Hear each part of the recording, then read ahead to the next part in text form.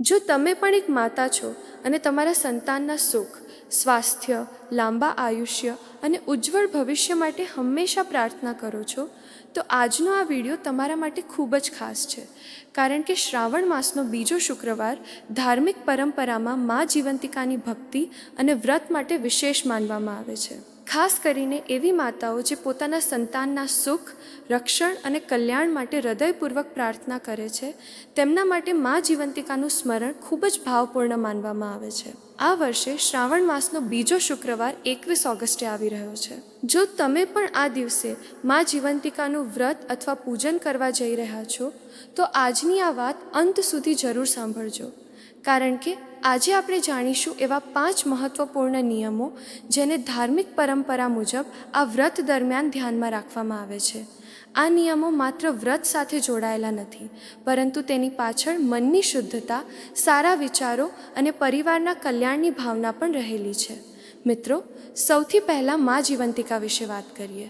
મા જીવંતિકાનું નામ જ માતૃત્વ, રક્ષણ અને સંતાન પ્રત્યેની મમતાની ભાવનાને વ્યક્ત કરે છે.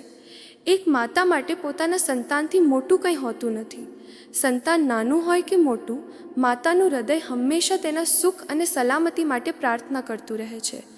આ જ ભાવનાથી અનેક પરિવારોમાં મા જીવંતિકાની પૂજા અને વ્રત કરવાની પરંપરા જોવા મળે છે. ધાર્મિક માન્યતા પ્રમાણે માતાઓ સંતાનના દીર્ઘાયુષ્ય, સુખ, સ્વાસ્થ્ય અને કલ્યાણ માટે મા જીવંતિકાનું સ્મરણ કરે છે. કેટલીક પરંપરાઓમાં શ્રાવણ માસના શુક્રવારને જીવંતિકા વ્રત સાથે જોડવામાં આવે છે, અને જો પ્રથમ શુક્રવારે કોઈ કારણસર વ્રત ન થઈ શકે તો બીજા શુક્રવારથી વ્રત શરૂ કરવાની પરંપરાનો પણ ઉલ્લેખ મળે છે. જો કે અલગ અલગ પ્રદેશો અને પરિવારોમાં વ્રતની રીત અને નિયમોમાં ફેરફાર હોઈ શકે છે, તેથી તમારા ઘરમાં જે પરંપરા વર્ષોથી ચાલતી આવી હોય તેને પણ મહત્ત્વ આપવું જોઈએ. હવે વાત કરીએ પહેલા નિયમની. શ્રાવણના બીજા શુક્રવારે શક્ય હોય તો વહેલી સવારે ઉઠીને સ્નાન કરવું અને સ્વચ્છ વસ્ત્રો ધારણ કરવા. ત્યારબાદ ઘરમાં જ્યાં પૂજા કરવામાં આવે છે તે સ્થાનને સારી રીતે સાફ કરવું અને ત્યાં મા જીવંતિકાની તસવીર અથવા મૂર્તિ પધરાવવી. પૂજાનું સ્થાન સ્વચ્છ અને શાંત રાખવું. માતાજીની સામે દીવો પ્રગટાવવો અને પોતાની શ્રદ્ધા પ્રમાણે ફૂલ, અબીલ, ગુલાલ તથા અન્ય પૂજા સામગ્રી અર્પણ કરવી.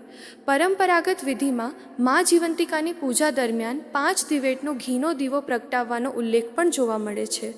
ત્યારબાદ માતાજીને નમન કરીને પોતાના સંતાન માટે પ્રાર્થના કરવી.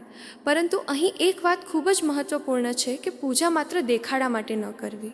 માતાજીની સામે બેસીને થોડા સમય માટે મનને શાંત કરવું અને સાચા હૃદયથી પ્રાર્થના કરવી કે હે મા જીવંતિકા, મારા સંતાન પર તમારી કૃપા દૃષ્ટિ રાખજો, તેને સારા સંસ્કાર આપજો, તેના જીવનમાં સુખ અને શાંતિ રહે અને અમારા પરિવાર પર તમારી કૃપા હંમેશા જળવાઈ રહે. હવે બીજા નિયમની વાત કરીએ. જીવંતિકા વ્રતની કેટલીક પરંપરાઓમાં વ્રત કરનાર સ્ત્રી માટે પીળા વસ્ત્રો અને પીળા અલંકારોથી દૂર રહેવાનો ઉલ્લેખ મળે છે. કેટલીક પરંપરાઓમાં લાલ વસ્ત્ર ધારણ કરવાની વાત પણ કરવામાં આવે છે, પરંતુ દરેક પરિવાર અને પ્રદેશમાં આ નિયમ એક સરખો હોય એવું જરૂરી નથી.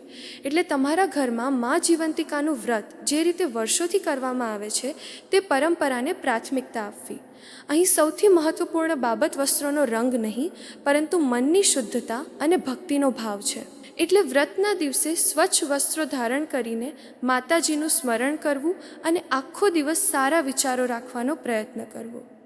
હવે ત્રીજો નિયમ ખૂબ જ મહત્વનો છે, અને આ નિયમ માત્ર વ્રત માટે નહીં, પરંતુ આપણા સમગ્ર જીવન માટે પણ ખૂબ સુંદર સંદેશ આપે છે. ત્રીજો નિયમ છે પોતાની વાણી પર નિયંત્રણ રાખવું. ઘણી વખત આપણે વ્રતનો અર્થ માત્ર આખો દિવસ ભોજન ન કરવું એવો સમજીએ છીએ, પરંતુ ધાર્મિક પરંપરામાં વ્રતનો અર્થ પોતાના મન, વાણી અને કર્મ પર પણ સંયમ રાખવાનો થાય છે. એટલે આ દિવસે કોઈ સાથે ઝઘડો ન કરવો, કોઈની નિંદા ન કરવી, કોઈનું અપમાન ન કરવું અને કોઈના મનને દુઃખ પહોંચાડે એવા શબ્દો બોલવાથી બચવું. જો કોઈ વ્યક્તિ તમને ગુસ્સે કરવાનો પ્રયત્ન કરે તો પણ શક્ય હોય ત્યાં સુધી શાંતિ જાળવવી. કારણ કે જો આપણે આખો દિવસ ઉપવાસ કરીએ પરંતુ બીજી તરફ કોઈનું દિલ દુભાવીએ, કોઈની નિંદા કરીએ અથવા ગુસ્સામાં ખરાબ શબ્દો બોલીએ તો વ્રતની ભાવના અધૂરી રહી જાય છે.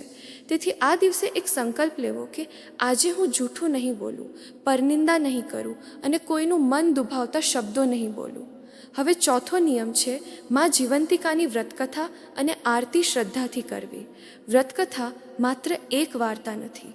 આપણી ધાર્મિક પરંપરામાં વ્રતકથાઓની અંદર ભક્તિ, વિશ્વાસ, ધીરજ, સારા કર્મ અને માતૃત્વ જેવા અનેક સંદેશો રહેલા હોય છે. એટલે જો તમે મા જીવંતિકાનું વ્રત કરતા હોવ તો શક્ય હોય તો પરિવાર સાથે માતાજીની વ્રતકથા વાંચો અથવા સાંભળો. કથા દરમિયાન શક્ય હોય ત્યાં સુધી મનને એકાગ્ર રાખો અને માતાજીના સ્મરણમાં સમય પસાર કરો. કથા પૂર્ણ થયા પછી માતાજીની આરતી કરો અને પોતાના સંતાન તથા સમગ્ર પરિવારના કલ્યાણ માટે પ્રાર્થના કરો. ત્યારબાદ પોતાની પરંપરા પ્રમાણે માતાજીને પ્રસાદ અર્પણ કરીને પરિવારના સભ્યોમાં વહેંચી શકાય છે. કેટલીક પરંપરાઓમાં સાકર અથવા ખાંડના શીરા જેવા પ્રસાદનો ઉલ્લેખ મળે છે, પરંતુ પ્રસાદ પણ તમારા પરિવારની પરંપરા પ્રમાણે રાખી શકાય છે. હવે પાંચમો અને સૌથી મહત્વનો નિયમ છે આખો દિવસ મનને શાંત અને સકારાત્મક રાખવું. વ્રતના દિવસે શક્ય હોય ત્યાં સુધી ગુસ્સો, ઈર્ષ્યા, અહંકાર અને નકારાત્મક વિચારોને દૂર રાખવાનો પ્રયત્ન કરવો. મિત્રો, વ્રતનો એક સુંદર અર્થ એ પણ છે કે આપણે પોતાના જીવનમાં થોડો સમય થોભીએ અને આપણા મનને જોઈએ. આપણે કેવી રીતે વાત કરીએ છીએ, આપણા પરિવાર સાથે કેવું વર્તન કરીએ છીએ, બાળકો સામે શું બોલીએ છીએ અને અન્ય લોકો વિશે કેવા વિચારો રાખીએ છીએ, તેના પર વિચાર કરવાનો દિવસ પણ વ્રત બની શકે છે. જો માતા પોતાના સંતાન માટે સુખ ઈચ્છે છે તો તેણે પોતાના ઘરમાં પણ પ્રેમ અને શાંતિનું વાતાવરણ બનાવવાનો પ્રયત્ન કરવો જોઈએ. એટલે આ દિવસે પરિવાર સાથે પ્રેમથી વાત કરો, બાળકોને આશીર્વાદ આપો, વડીલોને નમન કરો અને શક્ય હોય તો કોઈ જરૂરિયાતમંદ વ્યક્તિને પોતાની ક્ષમતા પ્રમાણે મદદ કરો. મિત્રો, હવે વાત કરીએ કે મા જીવંતિકાની પૂજા કરતી વખતે કઈ બાબતો ધ્યાનમાં રાખી શકાય. સૌથી પહેલાં પૂજા સ્થાનને સ્વચ્છ કરવું, ત્યારબાદ માતાજીની તસવીર અથવા મૂર્તિ પધરાવવી અને દીવો પ્રગટાવવો, ત્યારબાદ ફૂલ અને તમારી પરંપરા પ્રમાણે પૂજા સામગ્રી અર્પણ કરવી, માતાજીને નમન કરીને પોતાના સંતાન માટે પ્રાર્થના કરવી. જો તમે વ્રત કરતા હોવ તો તમારી શારીરિક ક્ષમતા અને પરિવારની પરંપરા પ્રમાણે વ્રત રાખવું. દરેક વ્યક્તિ માટે આખો દિવસ કઠોર ઉપવાસ કરવો જરૂરી નથી. જેમને ઉપવાસથી તકલીફ થતી હોય તેમણે પોતાની શારીરિક સ્થિતિને ધ્યાનમાં રાખવી. ભક્તિમાં શરીરને નુકસાન પહોંચાડવું જરૂરી નથી.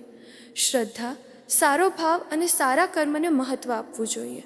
વ્રતના દિવસે એવી કોઈ વાત ન કરવી જેના કારણે ઘરમાં ઝઘડો થાય.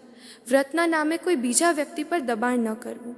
માતાજીની પૂજા ડરથી નહીં પરંતુ શ્રદ્ધાથી કરવી. અલગ અલગ પરિવારોમાં અલગ અલગ માન્યતાઓ અને રીતો હોઈ શકે છે.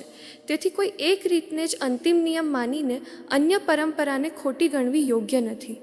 મા જીવંતિકાની ભક્તિનો સૌથી સુંદર ભાવ એ છે કે એક માતા પોતાના સંતાન માટે સારા જીવનની પ્રાર્થના કરે અને પોતાના પરિવારના સુખ શાંતિ માટે માતાજીનું સ્મરણ કરે. જરા કલ્પના કરો કે શ્રાવણનો બીજો શુક્રવાર છે, સવારનો સમય છે, ઘરમાં પૂજાનું સ્થાન સ્વચ્છ છે, માતાજીની સામે દીવો પ્રગટેલો છે, ફૂલોની સુગંધ છે અને ઘરમાં ભક્તિનું વાતાવરણ છે. એક માતા પોતાના સંતાનને યાદ કરીને મા જીવંતિકાની સામે હાથ જોડીને પ્રાર્થના કરી રહી છે. તેના મનમાં કોઈ મોટી ઈચ્છા નથી, માત્ર એટલી જ પ્રાર્થના છે કે તેનું સંતાન હંમેશા સુખી રહે, સ્વસ્થ રહે, સારા સંસ્કાર ધરાવે અને જીવનમાં સાચા માર્ગ પર ચાલે. આ જ તો માતૃત્વની સૌથી મોટી શક્તિ છે.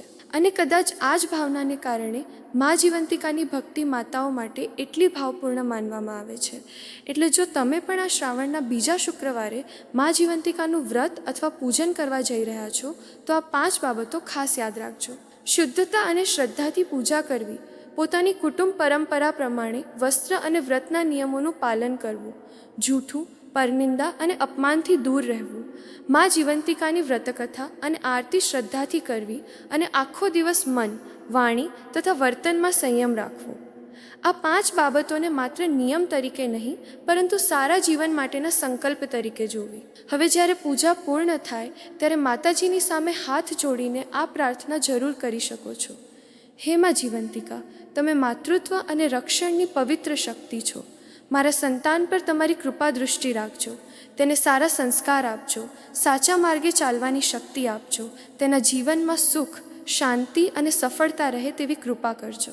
મારા સંતાનને દરેક મુશ્કેલીનો સામનો કરવાની હિંમત આપજો અને અમારા સમગ્ર પરિવાર પર તમારી કૃપા અને આશીર્વાદ હંમેશા જળવાઈ રહે. મિત્રો, જો તમે પણ મા જીવંતિકામાં શ્રદ્ધા રાખો છો તો કોમેન્ટમાં દિલથી લખજો, જય માં જીવંતિકા. તમારી આ નાની ભક્તિભરી કોમેન્ટ તમારા મનમાં માતાજી પ્રત્યેની શ્રદ્ધાને વધુ મજબૂત બનાવે એવી ભાવના રાખજો. અને જો તમારા ઘરમાં પણ કોઈ માતામાં જીવંતિકાનું વ્રત કરતી હોય તો આ વિડીયો તેમની સાથે જરૂર શેર કરજો, જેથી તેઓ પણ આ 5 મહત્વપૂર્ણ નિયમો વિશે જાણી શકે. જો તમને આવી જ ધાર્મિક, આધ્યાત્મિક અને વ્રત તહેવાર સાથે જોડાયેલી માહિતી ગમે છે તો અમારી ચેનલને સબસ્ક્રાઇબ કરજો અને વિડીયોને લાઇક કરવાનું ભૂલશો નહીં. અંતમાં મા જીવંતિકાના ચરણોમાં એટલી જ પ્રાર્થના કે જે કોઈ માતા પોતાના સંતાનના સુખ અને કલ્યાણ માટે શ્રદ્ધાથી તમારું સ્મરણ કરે તેના પરિવાર પર તમારી કૃપા જળવાઈ રહે. દરેક સંતાનને સારા સંસ્કાર મળે, સૌના જીવનમાં સુખ અને શાંતિ રહે અને દરેક ઘરમાં પ્રેમ અને ભક્તિનું વાતાવરણ રહે. હે માં જીવંતિકા, સૌના સંતાનોની રક્ષા કરજો અને સૌના પરિવાર પર તમારી કૃપા રાખજો. જય માં જીવંતિકા. જય માતાજી.